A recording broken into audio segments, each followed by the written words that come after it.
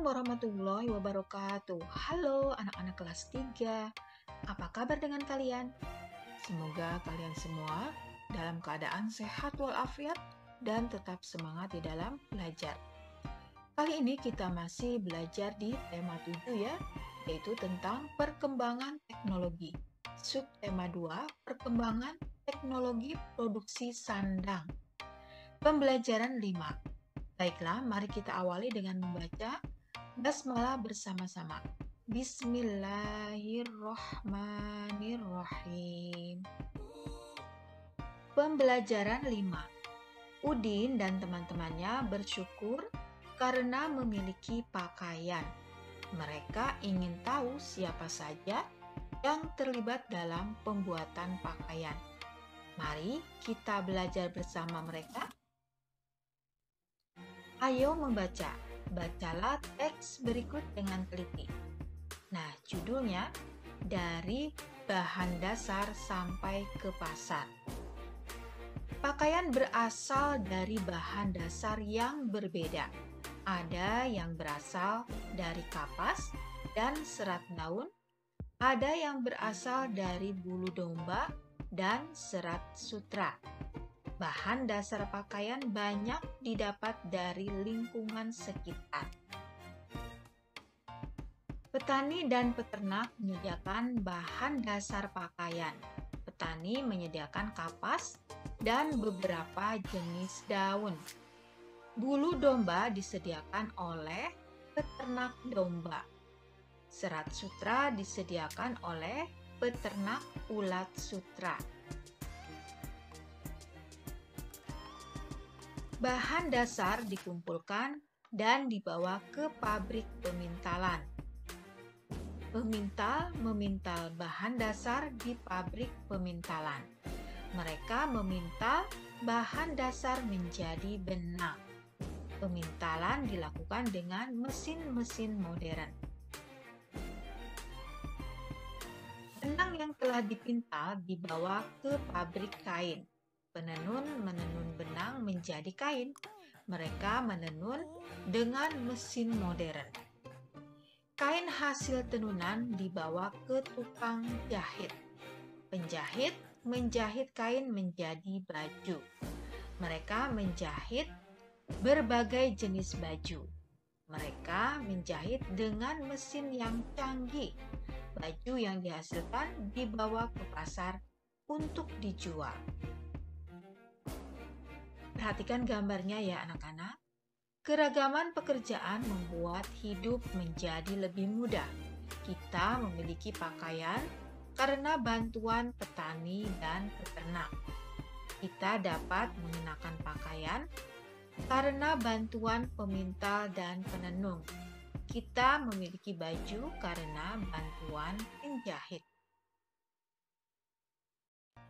Ayo menulis anak-anak, kamu sudah membaca teks dari bahan dasar sampai ke pasar. Siapa saja yang terlibat dalam pembuatan pakaian? Ya, lengkapi tabel berikut berdasarkan teks pembuatan pakaian. Nah, di sini ada siapa, mengerjakan, di mana, menghasilkan. Nah, contohnya siapa yang berjasa dalam pembuatan pakaian? Petani kapas. Mengerjakan, apa yang dikerjakan? Menanam kapas. Di mana? Di kebun. Menghasilkan apa? Tentunya menghasilkan kapas. Nah, sekarang peternak domba atau ulat sutra. Kerjaannya memelihara domba atau ulat sutra. Di mana? Ya, memelihara domba tentunya di kandang ya, kemudian ulat sutra di kebun. Menghasilkan bulu domba dan kepompong ulat sutra. Kemudian pemintal. Ya, mereka mengerjakan atau pekerjaan mereka memintal serat bulu atau serat dari kepompong. Di mana? Tentunya di pabrik pemintalan. Ya, yang dihasilkan adalah benang bulu domba atau ulat sutra. Kemudian penenun. Ya, menenun benang. Kemudian pabrik kain, ya, di mana di pabrik kain. Kemudian menghasilkan kain, ya. Kemudian penjahit. Penjahit menjahit pakaian tentunya, ya. Di mana? Di tempat penjahitan. Ya, menghasilkan baju atau pakaian. Ayo bercerita, amati kembali tabel di atas. Apa yang akan terjadi jika tidak ada orang-orang pada tabel seperti zaman dahulu? Ceritakanlah pendapatmu di depan kelas. Iya, jika tidak ada petani kapas, peternak domba, peternak ulat sutra, pemintal, penenun, dan penjahit pakaian, tentu saja kita tidak memiliki pakaian yang beragam yang kita pakai. Ayo berdiskusi anak-anak, amati kembali tabelmu, berdiskusilah dengan teman di sebelahmu tentang jasa setiap pekerjaan. Sampaikan kesimpulan diskusimu kepada temanmu yang lain. Nah, ini adalah contoh saja ya anak-anak, kalian bisa menambahkannya. Pekerjaan adalah sebuah kegiatan yang dilakukan untuk mendapatkan penghasilan atau nafkah. Jenis pekerjaan ada dua, yaitu pekerjaan yang menghasilkan barang. Contoh peternak, petani, pembuat makanan, dan lain-lain. Kemudian yang kedua, pekerjaan yang menghasilkan jasa. Contohnya, guru, polisi, sopir, pilot, dokter, dan lain-lain.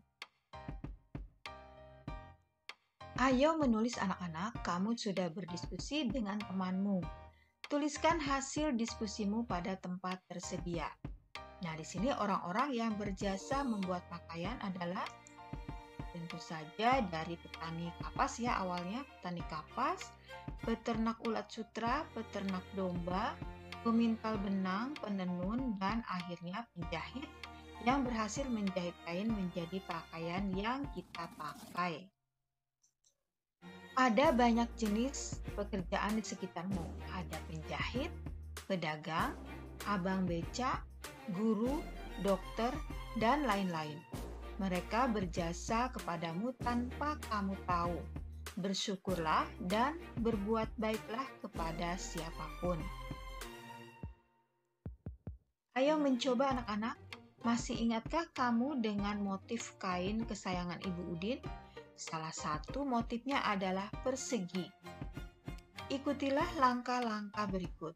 1. Gambarlah persegi di atas karton dengan panjang sisi 5 cm. 2. Guntinglah gambarmu dengan rapi. 3. Jiplaklah bangun persegi yang kamu buat di buku latihanmu. 4. Tentukan titik pusatnya. 5. Letakkan karton persegimu tepat di atas gambar persegi yang kamu buat. 6. Cobalah memutar karton persegimu searah jarum jam. 7. Apakah bangun datar tersebut dapat memenuhi garis yang kamu buat dengan tepat? Cobalah putar lagi sampai menempati posisi semula. Berapa kali putaran persegi dapat menempati bingkainya apabila diputar 1 kali putaran penuh? Nah, di sini ya perseginya berputar ke arah kanan ya, ke arah jarum jam. Nah, di sini ada A, B, C, D ya. Nah, sekarang jadi berubah. D-nya berada di atas ya, menjadi D, A, B, C ya. Kemudian diputar lagi menjadi berubah ya. Posisi D ditempati oleh C, sehingga menjadi CDAB, arah jarum jam. Kemudian diputar lagi. Ya, diputar lagi menjadi BCDA. Nah, kemudian diputar lagi kembali seperti semula ya.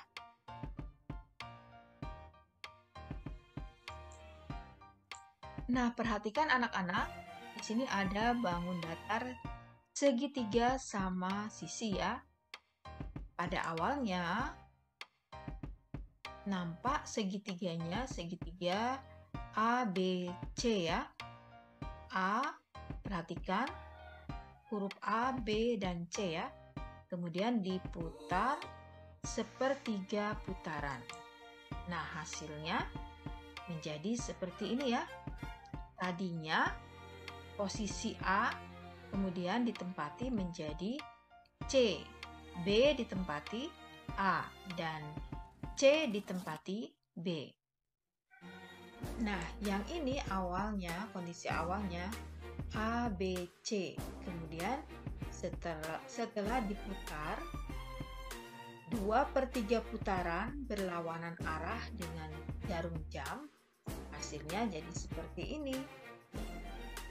A ditempati oleh B, B ditempati oleh C, dan C ditempati oleh A. Beberapa bangun datar memiliki simetri putar. Simetri putar adalah banyak putaran yang dapat dilakukan pada suatu bidang datar dengan ketentuan hasil putaran menutupi pola yang sama dengan ketika sebelum diputar. Putaran kurang dari satu putaran memiliki titik pusat.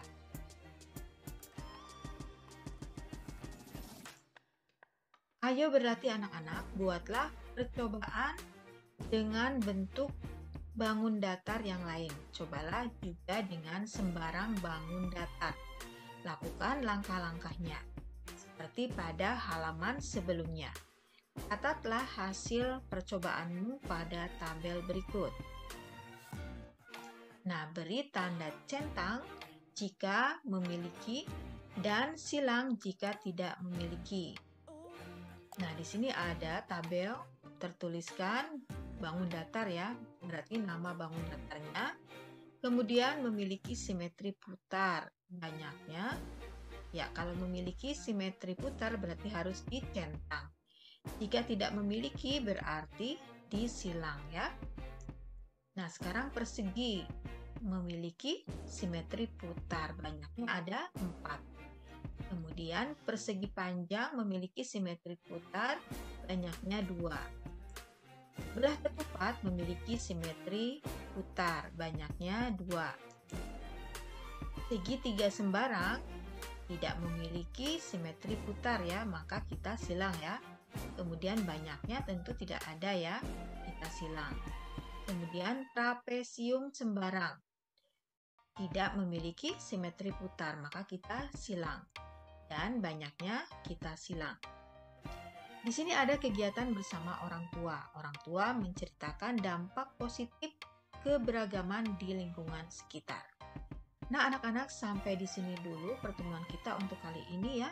Terima kasih kalian sudah menonton videonya hingga akhir. Semoga bermanfaat dan memberikan pemahaman kepada kalian tentang pelajaran ini. Dan tentunya dapat membantu kalian dalam mengerjakan tugas dari sekolah. Mari kita tutup dengan membaca hamdalah bersama-sama. Alhamdulillahirabbil alamin.